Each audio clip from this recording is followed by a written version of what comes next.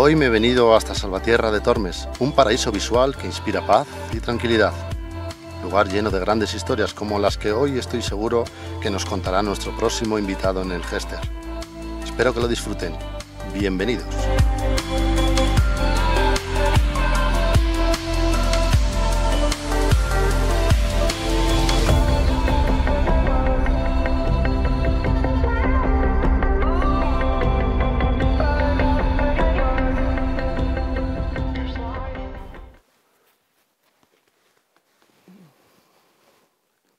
Qué bonito esto.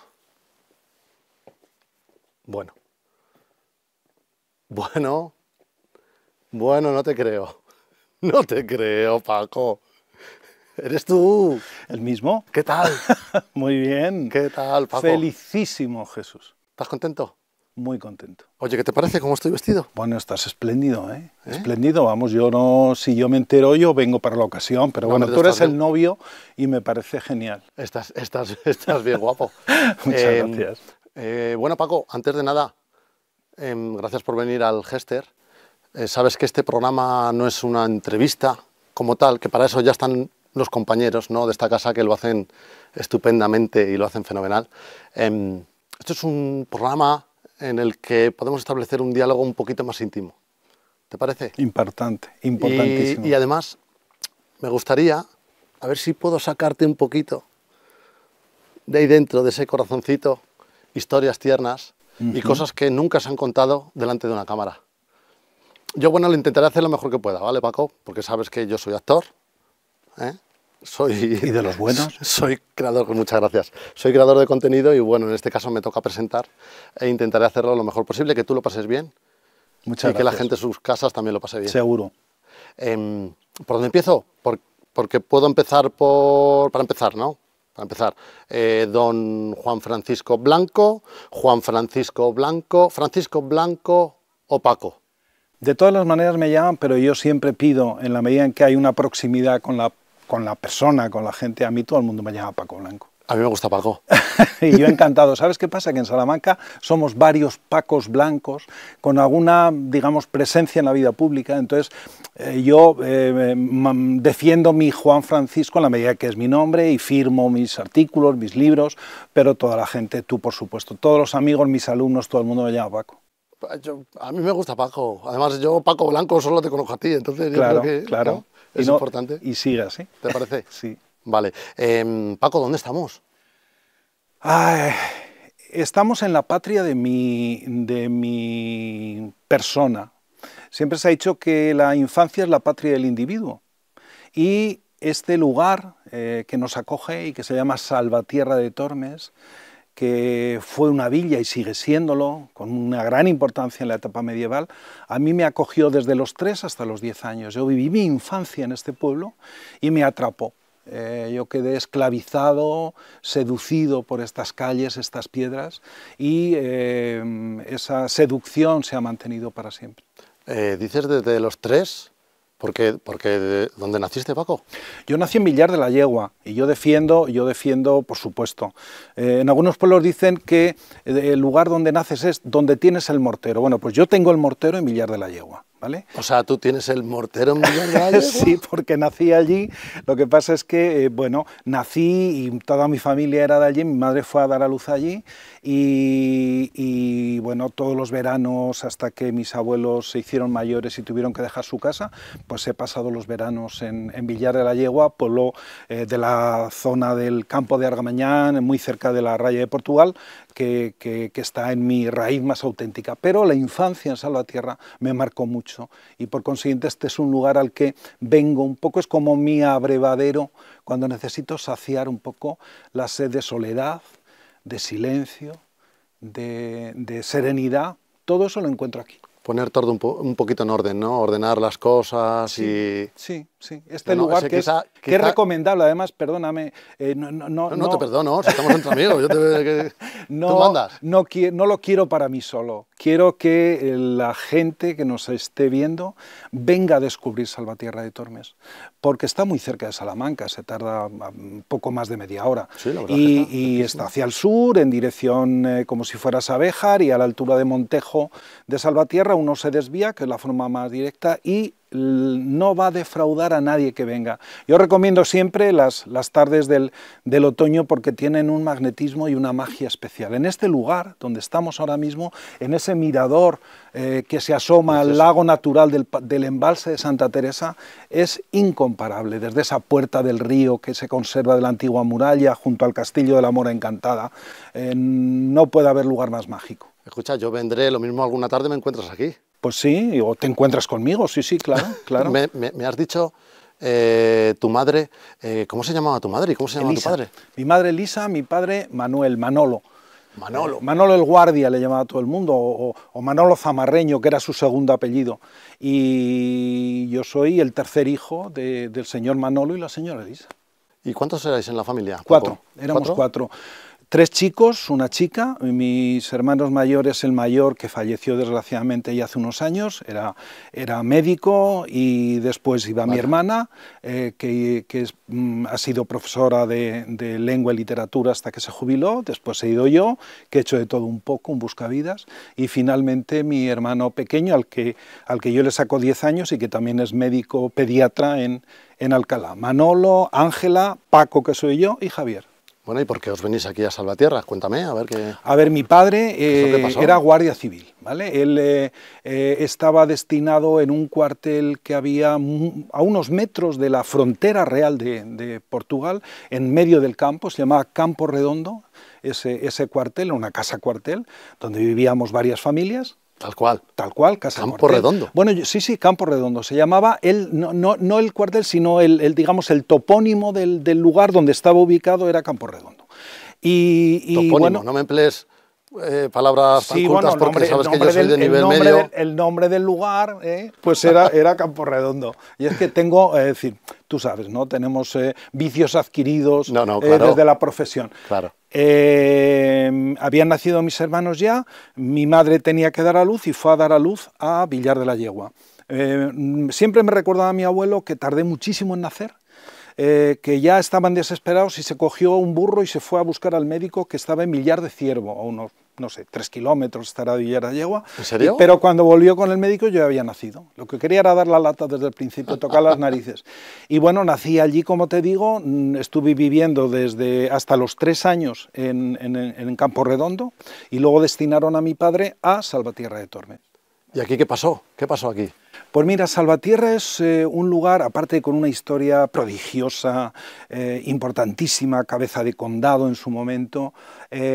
Bueno, pues se había construido la presa de Santa Teresa y como consecuencia de la construcción de la presa era evidente que se iba a anegar, digamos, toda la zona, toda la vega, río desde la presa hacia arriba. Eso supuso pues que el agua iba a ocupar la parte más fértil de todo Salvatierra, y por por ello pues se expropiaron las propiedades a la gente, muchas de las casas, la Confederación Hidrográfica del Duero, y la gente, mucha de la gente que tuvo que abandonar Salvatierra se realojó en los llamados pueblos de colonización, que hay varios por aquí.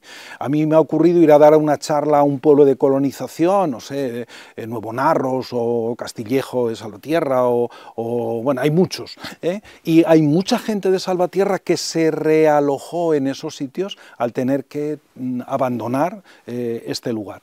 En consecuencia, coincidiendo con mi venida o con la venida de la familia a Salvatierra, pues nos encontramos con que el pueblo fue poco a poco abandonando, o la población tuvo que ir abandonando este lugar. Así que poquito a poco se fue convirtiendo casi en un lugar fantasmagórico.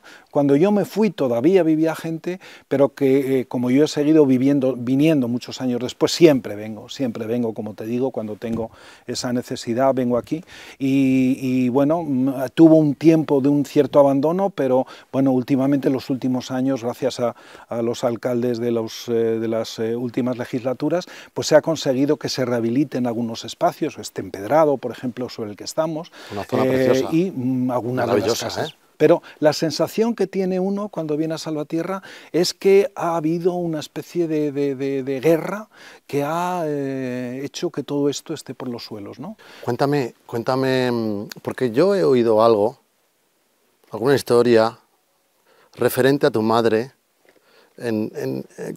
cuando hay tormenta. Cuéntamela, que eso es fascinante. La señora Elisa era mucha señora Elisa. Su sacrificio fue enorme para tirar de los 4 hijos para adelante, como ama de casa con poquísimos recursos. Hay un episodio muy curioso viviendo en el cuartel de Campo Redondo, y es que hubo una tormenta, y durante aquella tormenta, junto al cuartel, los guardias criaban gallinas en unos gallineros que había, y entonces uno de los guardias fue al gallinero a hacer lo que fuera. En ese momento cayó un rayo y le mató.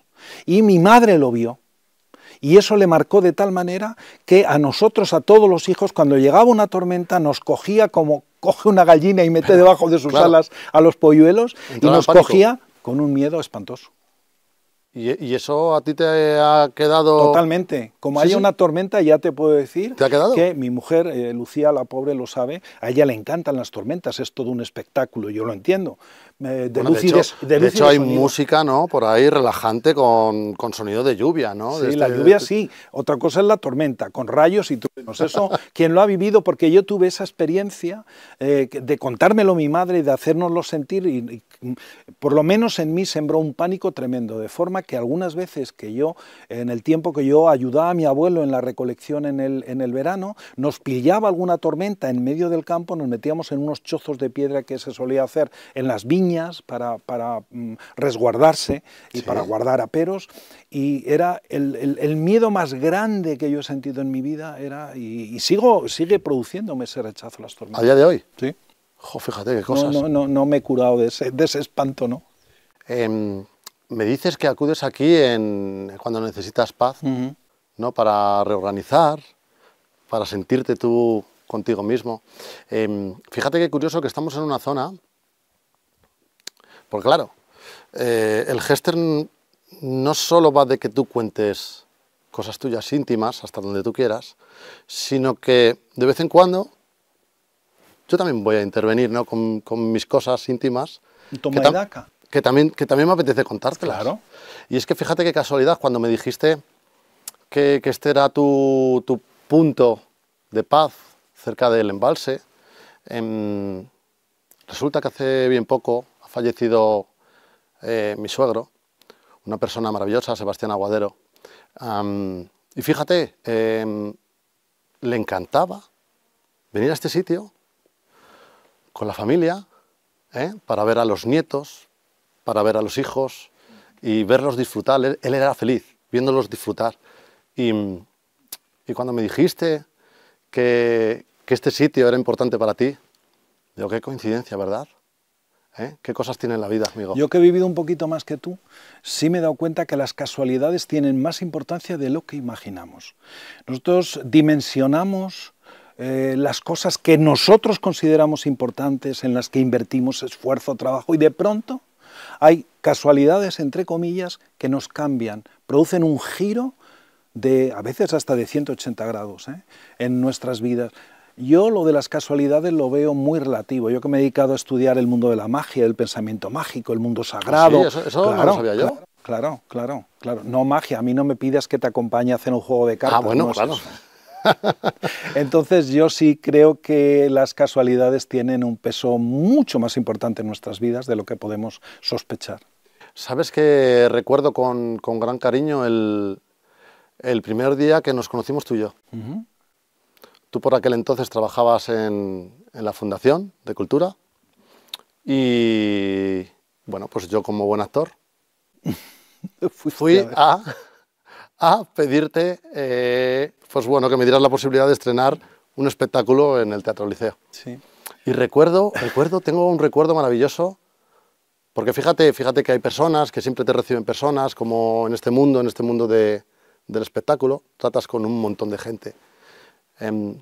Y tú eres de las personas que nada más abrir ese despacho ya presientes una calma, una paz, una tranquilidad, una persona que te escucha, que sabes que lo que le vas a contar te lo va a mirar con cariño, con respeto, con admiración.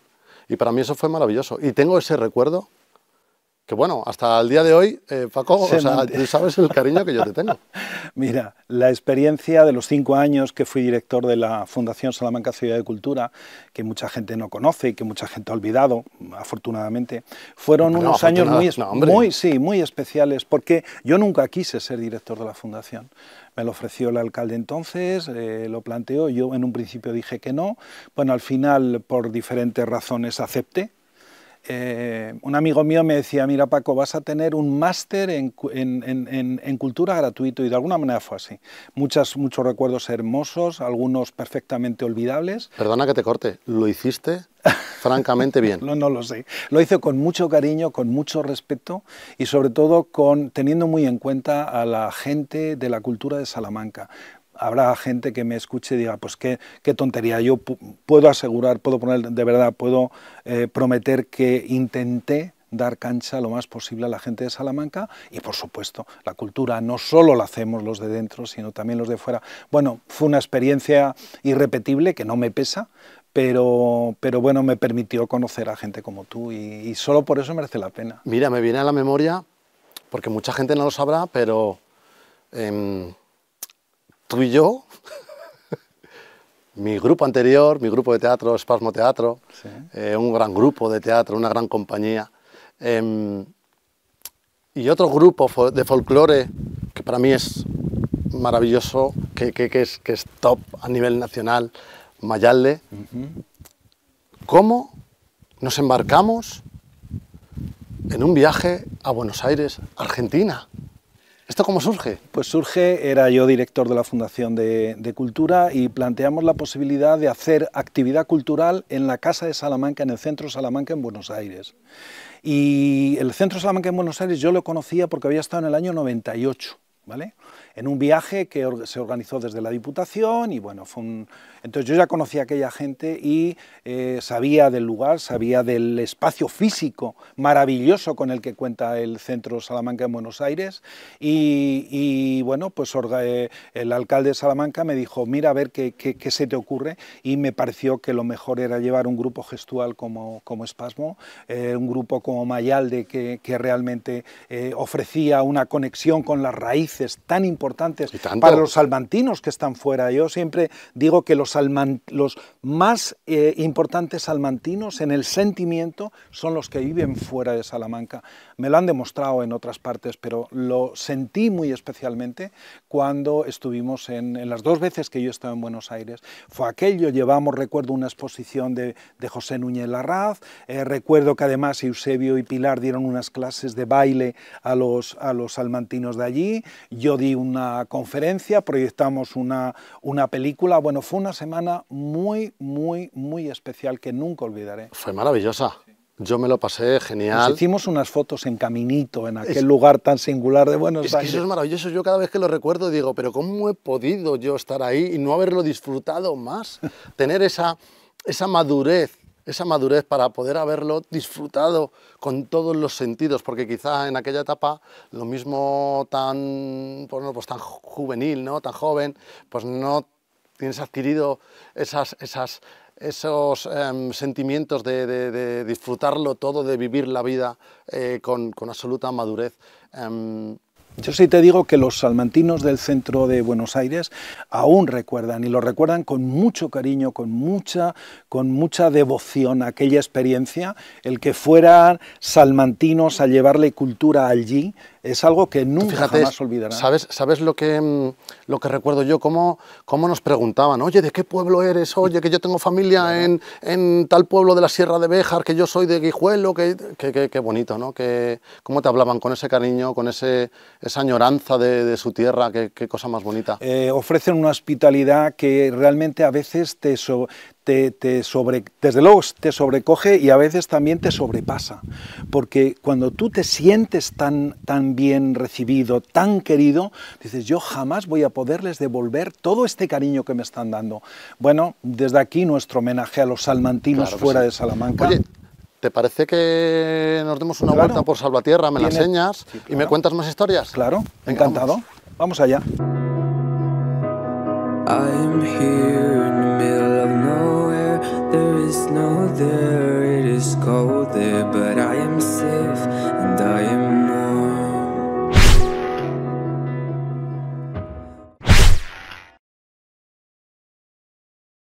Bueno, Paco, cuéntame por qué el nombre del castillo de Salvatierra. Bueno, el castillo de Salvatierra es el único castillo que tiene, yo diría, la advocación casi, está vinculado a un personaje legendario en la tradición salmantina, que son las moras encantadas. Por toda la provincia las hay. En mi pueblo, en Villar de la Yegua, hay una mora que habita entre las peñas, en una cueva. Hay moras, la mora Quilama en la zona de la Sierra de Francia. Hay muchas moras en fuentes, en cuevas, en charcas, en lagunas, y aquí en el castillo, de manera que es conocido como el Castillo de la Mora Encantada. ¿Y cómo es esa historia? Bueno, la leyenda dice que la mora permanece oculta todo el año y se manifiesta solamente la mañana de San Juan. Solo la mañana de San Juan. La gente empieza a estimar que hay algo porque esa mañana aparece ropa tendida en la cercanía del lugar donde vive. La gente sabe que la mañana de San Juan ahí pasa algo, ¿no? En ese castillo pasa y algo. Es la mora que se aparece y se le muestra. Además se le aparece a los jóvenes, no a los viejos, a los chicos jóvenes, que son los que tienen la capacidad de romper el encantamiento, ¿vale? ¿Ah, sí? Entonces es muy curioso porque eso mismo se repite en los demás modelos de la provincia. Bueno, el castillo de Salvatierra es el castillo de la Mora Encantada. Qué cosas. Oye, y cuéntame por qué me has traído hasta aquí, Paco. Antes de nada, que yo estoy preocupado, tú me has dicho cómo me tratas, Juan Francisco. Francisco, ¿cómo te trato yo a ti? Jesús, Jess. Jesús Martín, Jess. A mí me gusta Jess. ¿Sí? ¿Sabes qué pasa? Que de un tiempo a esta parte ya el nombre de Jesús ha dejado de existir. Sí. Pero incluso para la familia, para mis hijos, mi mujer. O sea, todo el mundo me llama Jess. O sea, que tengo que cambiar el registro y para mí serás Jess a partir de ahora. Bueno, está bien, porque es que es así y además bueno, que... ya has crecido, ya, claro. He crecido, no, tú has crecido más. Cuéntame, ¿por qué estamos aquí, Paco? Cuéntame. Mira, hemos elegido uno de los emplazamientos, el cementerio, porque para mí, que me he dedicado a uno de los temas que han sido recurrentes en los estudios que he hecho sobre la tradición, ha sido el de la cultura de la muerte, que es un tema interesantísimo. Probablemente, digamos, la primera fijación que queda en mí del tema de la muerte es que, siendo niño en Salvatierra de Tormes, en cierta ocasión falleció un niño y fueron a pedirle a mi padre, la familia, si a mí no me importaría, junto con otros niños, servir de porteadores. Los entierros infantiles la liturgia de los entierros infantiles suelen contar siempre con niños, y son los niños los que trasladaban. ¿En serio? Trasladaban el féretro blanco de los niños que morían. Fíjate. Y yo recuerdo que mi padre fue a hablar conmigo y para mí fue un impacto tan grande, me puse a llorar, lo pasé fatal, no lo acepté, pero aquello quedó muy metido dentro de mí, de manera que luego a lo largo de mi vida he hecho un seguimiento del tema de la muerte, porque me parece una de las manifestaciones de la cultura española más importantes. Y yo siempre recomiendo a cualquier persona que viaje, que vaya a una ciudad o a un pueblo, que no deje nunca de visitar el cementerio. Y si es como este que tiene estas vistas, porque es maravilloso. Porque es que se ve toda Aparte Salvatierra. el emplazamiento, que permite ver el embalse, que permite ver la iglesia de Nuestra Señora de Monviedro, pues es que tiene Calvario justamente aquí, esas 3 cruces sobre la entrada, el acceso al cementerio, y a mí me seduce esta estampa, como me seduce la crestería de cruces de hierro que están sobre la línea de los nichos de este cementerio, que acoge a algunos personajes muy singulares, que yo recuerdo con mucho cariño. ¿Cómo cuáles? A ver, cuéntame. Yo recuerdo mucho a una mujer que era tía Pepa la Gorda. Tía Pepa la Tía Gorda, Pepa la Gorda. Sí, que conjuraba las verrugas. Y que, aparte de eso, era la que sabía las coplas, los cantares, pero ella misma los hacía. Hizo unas coplas absolutamente memorables que se conservan. Yo tuve la suerte de grabarlo en vídeo en los años 80, unas coplas que le dedicó a un gato, tú fíjate qué historia más doméstica, y crea una especie de épica en torno a un gato que no te lo puedes creer, 6 minutos y pico que lo decía de memoria, lo decía recitándolo, maravilloso. Bueno, tía Pepa la Gorda está aquí, ¿no? Pero hay otros personajes mayores. Yo he tenido una conexión especial con la gente mayor siempre. ¿Sí? Y aquí, frente al cuartel donde yo vivía el tío Pepe Chacurra, que era un personaje para mí muy importante. Era el alguacil del pueblo, pero para mí era mi abuelo postizo. Cuando yo no podía ir a mi pueblo, servía de abuelo. Pepe Chacurra. Chacurra. Tenía ese ¿Lo de sobrenombre. Chacurra? Nadie sabe por qué. Chacurra es un término vasco, significa perro, y realmente nadie sabe de dónde viene. La cuestión es que lo tuvo, sus hijos son conocidos como chacurras donde viven, y él me enseñó, él me acogía. Yo siempre que, en lugar a lo mejor de ir a jugar, me iba a pasar los ratos con él, porque él me enseñó a pescar, me enseñó todas las técnicas de la pesca, hacer los anzuelos, hacer las cañas, en los lugares específicos y más importantes para pescar, los bichos que yo tenía que coger como cebo. Y el tío Pepe Chacurra era, como te digo, me acogía en su casa, y para mí era la conexión con el mundo de los mayores, con la enseñanza que siempre me han provocado, me han producido, me han ofrecido los mayores. Y cuéntame, ¿de dónde te viene este estudio por la tradición salmantina? Bueno, el estudio de la tradición es algo que yo mamé de siempre en mi pueblo, es decir, mi conexión con la tradición no se produce exactamente aquí, en Salvatierra de Tormes, sino en Villar de la Yegua. Fue en Villar de la Yegua donde yo aprendí, a través del contacto con mis abuelos, los veranos que yo pasaba trabajando allí, ayudándoles en la recolección manual de las cosechas. Porque tú trabajaste en el campo, ¿no? Claro, siega a mano, con hoz, aquí donde se me ve, y yo con lo alto que era, pues acababa riñonado. Claro. Pero acababas antes que nadie, ¿no? Porque No, que va, no, era muy patoso, siempre he sido muy patoso. Hacía lo que podía, buena voluntad le he puesto siempre, pero no he sido mañoso. Lo que pasa es que lo hacía, a lo mejor no lo hacía tan bien como los demás. Me tocó segar, me tocó acarrear, trillar, limpiar, meter el trigo, meter la paja, que es lo más espantoso de todo. Eras una persona constante y disciplinada, ¿no? Sí, yo pienso que eso deriva un poco de la educación que me imprimieron mis padres, el hecho de ser efectivamente disciplinado y muy organizado en cuanto al trabajo, en cuanto a la... Yo, en ese sentido de niño, hay una palabra salmantina muy bonita que es mandible. Pues la gente, cuando yo era pequeño, decía, este chico es muy mandible, que me dejaba mandar muy bien, que era muy obediente. Muy bien mandado. Exactamente. ¿No? Pues eso en Salamanca se dice mandible. La referencia, muy bien mandado. Cuéntame, porque yo he visto documentales donde la gente cuenta que en Salvatierra había corridas de toros. Claro, mira, en la plaza, justamente en la parte donde tenemos el acceso a la Puerta del Río, en ese lugar mágico que hemos estado, ¿sí? Ahí estaba la plaza donde se conservan los toriles, se conservan los burladeros, ahí era donde se celebraban las corridas, pero no era algo excepcional en Salamanca. En Salamanca no se entiende ninguna fiesta si no hay toros, ¿vale?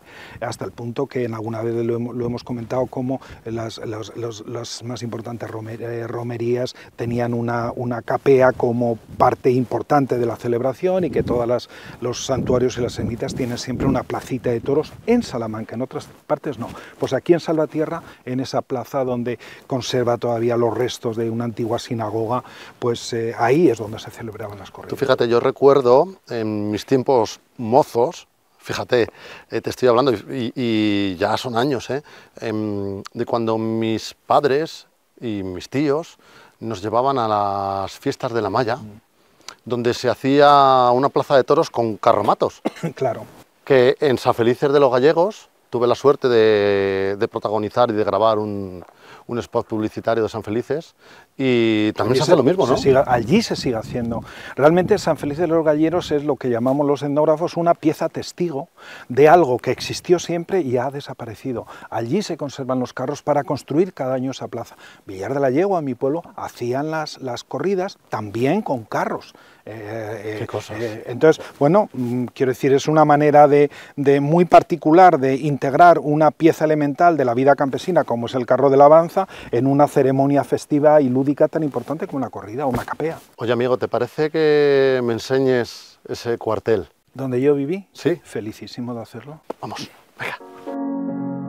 The seasons come and go like thoughts of you.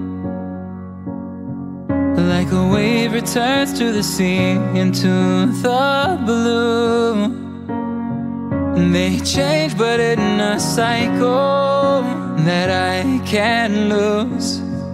Each painful but delightful to live through. You came into my life just like another season. Not for long, just a time, just Bueno, Paco, pues ya estamos aquí. Cuéntame, ¿qué recuerdos te trae esta casa? Bueno, esto es como volver a casa. Esta era la casa cuartel de la Guardia Civil, donde yo viví pues, la mayor parte de los años que estuvimos en Salvatierra, porque al principio no había pabellón para mi padre y tuvieron que alquilar una casa, ¿no? Pero luego ya vinimos aquí y aquí se desarrolló toda mi vida. Perfectamente me acuerdo que justamente enfrente del cuartel estaba la casa de tío Pepe Chacurra, del cual te hablaba antes. Y es un lugar, fíjate, que me recuerda aquella relación familiar de las familias que habitábamos los pabellones, que éramos yo creo que 3 o 4, a lo mejor 3 guardias y un cabo, y con un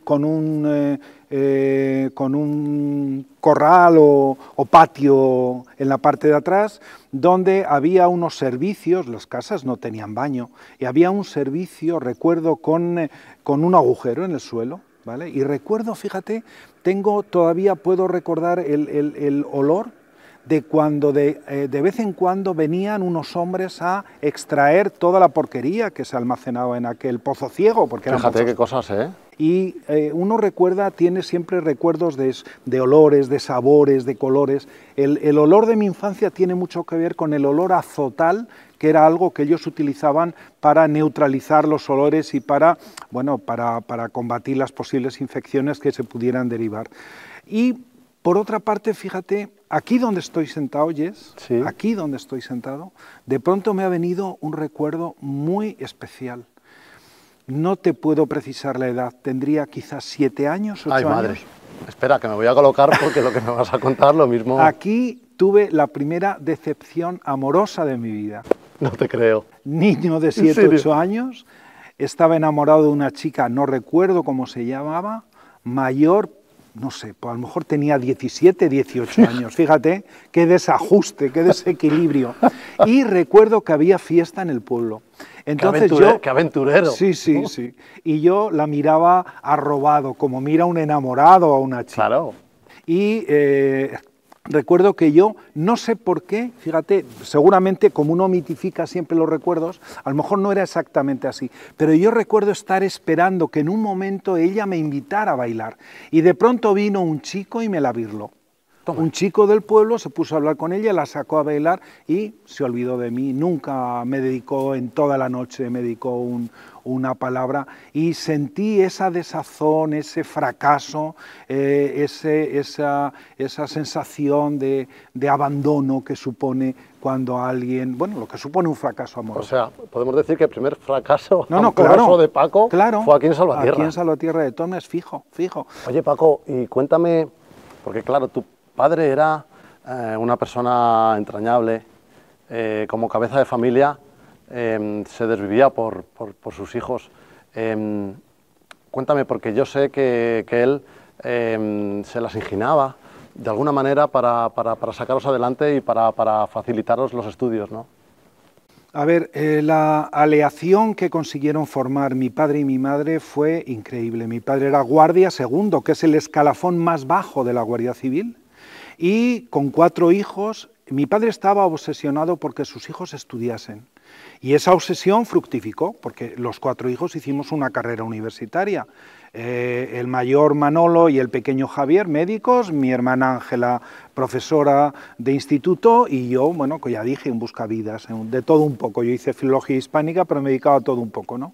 Bueno, pues él no solo consiguió que nosotros estudiásemos, que tuviéramos estudios superiores, sino que concretamente Salvatierra de Tormes, recuerdo perfectamente el cariño y el respeto que le tenían al señor Manolo el Guardia, que era muy estricto, ¿eh? Él nos tuvo una educación perfectamente rígida, como guardia que era, pero al mismo tiempo con un cariño extraordinario hacia todo el mundo. Y él hizo una labor en Salvatierra de Tormes enorme, en el sentido que iba casa por casa convenciendo a los padres, a los hombres, a las familias que vivían aquí, para que mandasen a sus hijos a estudiar a Salamanca.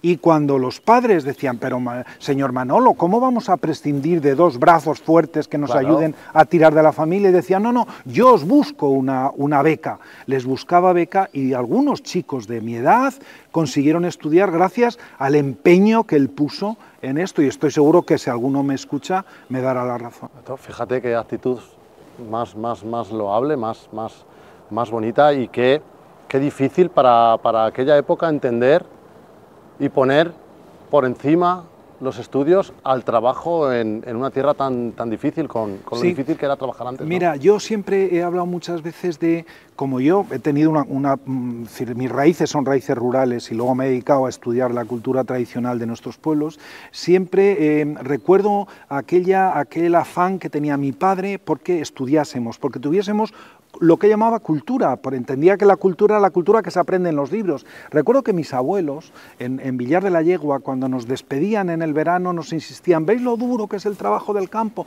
Estudiad para que tengáis la cultura que no tuvimos. Yo luego con el tiempo siempre he defendido esto, que la gente de los pueblos, sobre todo nuestros antepasados, eran gente analfabeta, muchos de ellos, mis abuelos lo fueron, pero nunca inculta. Lo que pasa es que ellos no eran conscientes de la enorme cultura que ellos tenían. Eso lo he aprendido después, pero eso no quiere decir que no reconozca el esfuerzo de aquella generación, como la de mis padres, de renuncia, de comer poco, de privarse de todo, para que sus hijos pudiesen estudiar. Pero fíjate que hoy en día hay influencers que reconocen que no leen libros y que fomentan el que es bueno no leer libros. Tú fíjate, ¿dónde están y cómo están las cabezas? Sí, bueno, es que el mundo está patas arriba, esa es la verdad, ¿no? Pero es verdad que el conocimiento a través de la cultura escrita es fundamental, y nosotros pertenecemos a una generación que es heredera de aquella alfabetización. En el mundo rural la alfabetización fue siempre muy tardía, ¿no? Yo soy de pueblo y accedí a la alfabetización. Por consiguiente, yo tengo el privilegio de haber tenido el conocimiento que te proporcionan los libros, lo que tú estudias a través de la escritura, pero también recibí la otra cultura, esa que te digo que mis abuelos no eran conscientes de lo importante que eran, y tampoco mi padre, que es la cultura oral, que es el resultado de tantas generaciones que han ido transmitiendo, contando cuentos, cantos, leyendas, remedios, creencias, de que si las brujas, en este pueblo, por ejemplo, yo he visto que todavía se conservan en algunas casas estas cruces que se hacen con los ramos del Domingo de Ramos, y los ramos del propio Domingo de Ramos se colocan en las ventanas para proteger las casas de la entrada de la influencia de las brujas. Bueno, eso está latente en tantos pueblos que no sabemos interpretar. Que eso eran otras influencias. Escúchame, cuéntame, tú de jovenzuelo, cuando una vez terminados los estudios, ¿qué hiciste? Mira, yo hice filología hispánica, y en los años de mi facultad yo sobre todo lo asocio a dos experiencias. Una, formar parte de un grupo de música tradicional que se llamaba Tronco Seco. Venga, no te creo. Sí, ¿En serio? esos escenarios de Dios. Y es más, en el año 77 Tronco Seco grabó un LP, un disco de larga duración, un long play, en la casa de discos de los Beatles, la EMI Odeón. Claro. Probablemente fue el único grupo de música tradicional junto a Vino Tinto que grabó con EMI Odeón. Lo grabamos en el 77, ¿vale? Lo que pasa es que eso nos obligó ya a empezar a profesionalizarnos. Yo tenía muy claro que no quería dedicarme a eso, que yo quería dedicarme a la literatura, quería dedicarme a escribir y todo este mundo, y entonces un año después de acabar de grabar el disco y de presentarlo y de hacer nuestros conciertos de presentación, pues realmente el grupo se deshizo, pero ese grupo dejó brotes verdes importantes. Mayalde, Pilar y Eusebio eran miembros de Tronco Seco, cosa que hay gente que no conoce todavía. Fíjate, ¿no? Qué Entonces, curioso. Esto no lo habías contado delante de las cámaras, seguramente no, seguramente no. Y me siento afortunado.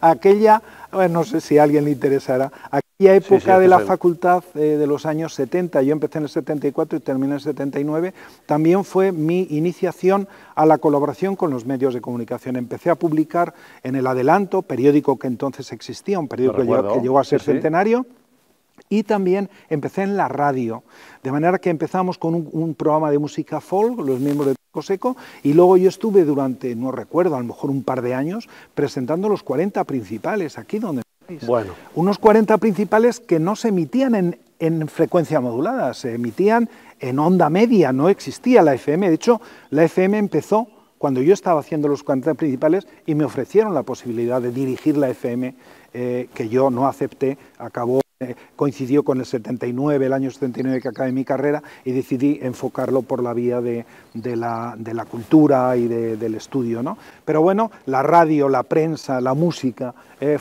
configuraron una parte muy importante de mí, que después ha seguido. Mis colaboraciones con la prensa se han mantenido a lo largo de mi vida, con la radio también, tuve incluso algún programa de cultura en los principios de los 80, Radio 80, en Antena 3, por ejemplo, y luego he seguido colaborando siempre que me lo han permitido. Y sigues. Escucha, ¿cuándo fue el primer trabajo real que tú dijiste, bueno, pues ya estoy ejerciendo, ya estoy trabajando? ¿Cuál fue el primer trabajo? El primer contrato que yo tuve fue justamente, yo me licencié, acabé mis estudios en junio del 79 y en julio, el 1 de julio, el director de los cursos de verano de la universidad, que era Eugenio de Bustos, una persona a quien estaré profundamente agradecido y le recordaré con todo cariño, me contrató para empezar a dar clase. Así que empecé prontísimo, recién licenciado, empecé a dar clase, daba clase en julio y agosto a estudiantes extranjeros. ¿Solo verano? ¿Julio y agosto? Julio y agosto eran los 2 meses que al principio empezaba enseñando a estudiantes de iniciación, pero imagínate a alguien joven como yo con una ambición enorme. Ya en el 80 me contrató la Diputación para Antonio Lucas Verdú, que era el cronista oficial de la provincia y era el que llevaba entonces la Escuela de Folclore, me vio una conferencia y me dijo: tú me interesas, ¿por qué no vienes a dar clases teóricas para enseñar a la gente de qué va la cultura tradicional? Enséñale, la cultura tradicional no solo es bailar, es cantar, es tocar la gaita, el tamboril, no. Eso que tú has dado fue una conferencia en el Ateneo que yo di sobre lo que es el folclore en general, y le gustó y me invitó. Y a partir de ahí ya empecé en la Diputación, donde estuve hasta que me jubilé en el año 22, con ese paréntesis de los 5 años en que fui director de la Fundación Salamanca Ciudad de Cultura. Qué guay, porque tú por aquel entonces ya conocías a tu mujer. A mi mujer la conocí en la facultad, Jess. ¿Sí? ¿Antes? Sí, claro, nos conocimos. Realmente, mira, la Plaza de Naya es un lugar mágico para nosotros. Primero, porque nos conocimos en filología, en la Facultad de Filología. En segundo lugar, porque nuestros hijos también han sido filólogos y, por consiguiente, la Plaza de Naya ha sido el lugar un poco de nuestra vida en común, de nuestra familia. Las Caballerizas, el bar de las Caballerizas con Antonio, es el lugar de referencia durante los últimos 50 años de nuestra vida. 50 años. Porque además nosotros somos esto que se ha inventado, lo de la fidelización, nosotros somos fieles siempre a ciertos lugares. Lucía, mi mujer, y yo somos fieles a ciertos lugares, y luego mi hijo Miguel, que estudió filología inglesa, mi hija Ana, que estudió filología francesa, hemos estado siempre en ese entorno de la Facultad de Filología, de manera que allí nos conocimos, Lucía y yo, y bueno, nos casamos en la capilla del edificio histórico de la universidad. Bueno, somos salmantinos de una manera. Pero mi mujer, Lucía, es zamorana, pero está absolutamente integrada en el mundo salmantino, sin renunciar, que ella se siente zamorana, y yo estoy muy orgulloso de estar casado con una zamorana. Y ya nos va quedando poquito, Paco. Cuéntame, ¿qué recuerdos así o qué cosa te queda de Salvatierra? ¿Qué cosa piensas algunas veces? Quizá esto lo tenía que haber disfrutado un poquito más, quizá esto lo tenía que haber aprovechado un poquito más, quizá esto lo tenía que haber sentido un poquito más. Mira, como yo pasé mi infancia, yo me fui de aquí 9, 10 años, era demasiado niño.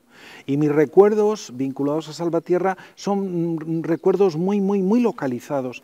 En la escuela, por ejemplo, tengo un recuerdo una vez yendo a la escuela que pasaba muy cerca ya de la plaza donde se hacían las plazas de toros, porque la escuela está por aquella parte, y recuerdo que pasando cerca de una pared me cayó una culebra, ahí me producen un repelús tremendo, las serpientes, o sea, cultural, no lo sé. O sea, y las tormentas sí, y las serpientes. Las serpientes, sí. No, por ese orden.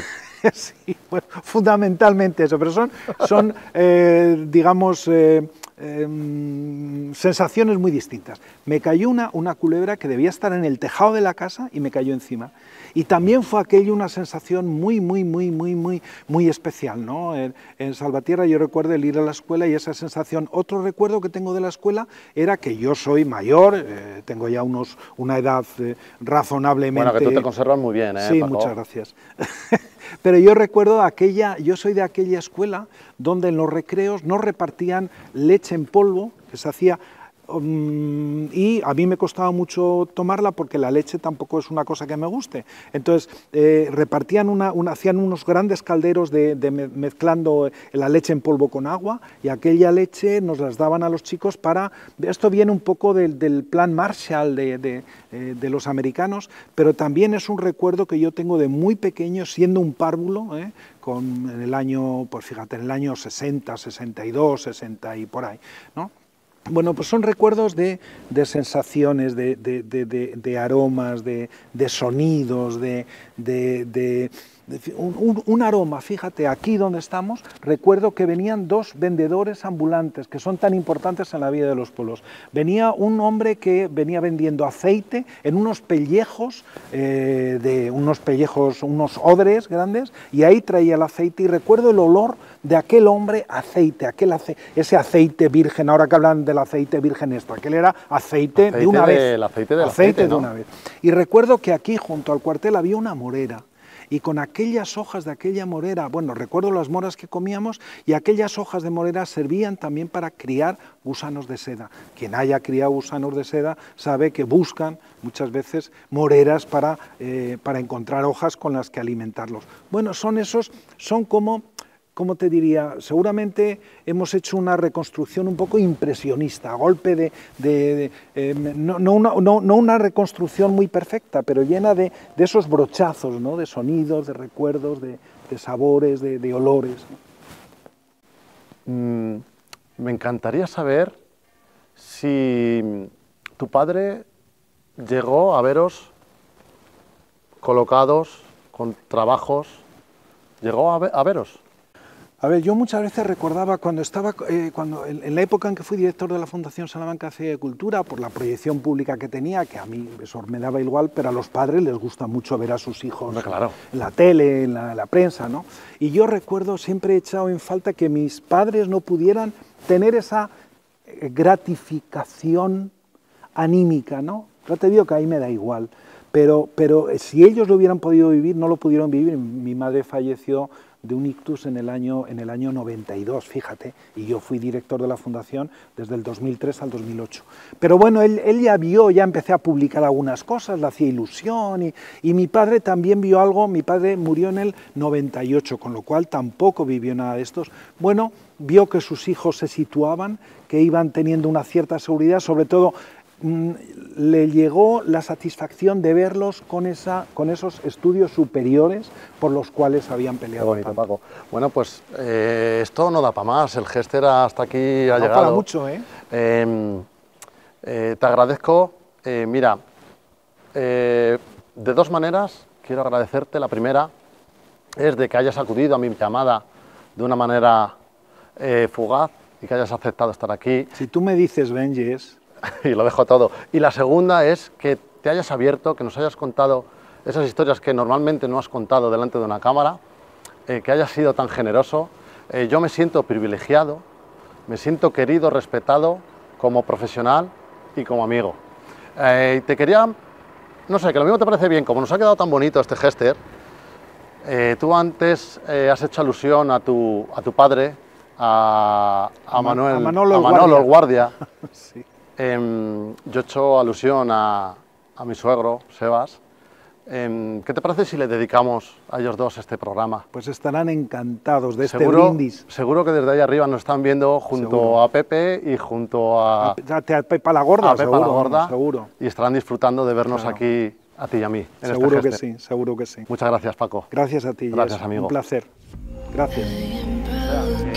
Aquí tuviste... Termino el programa de hoy impregnado en la nostalgia de las bellas historias contadas por Juan Francisco Blanco, Paco. Una persona bondadosa, amigo de sus amigos, que sabe mucho de tradición popular y de eso de trabajar en el campo. Quizá porque lo ha experimentado con sus propias manos o quizá porque no ha parado de cultivar y defender el valor de lo rural en todas sus vertientes. Nos ha contado sus inicios en un grupo de folk y su paso por la radio hasta sus trabajos extras para poder contribuir a su formación. Una madre generosa y protectora y un padre con absoluta fijación en que sus hijos estudiaran una carrera para tener estabilidad el día de mañana.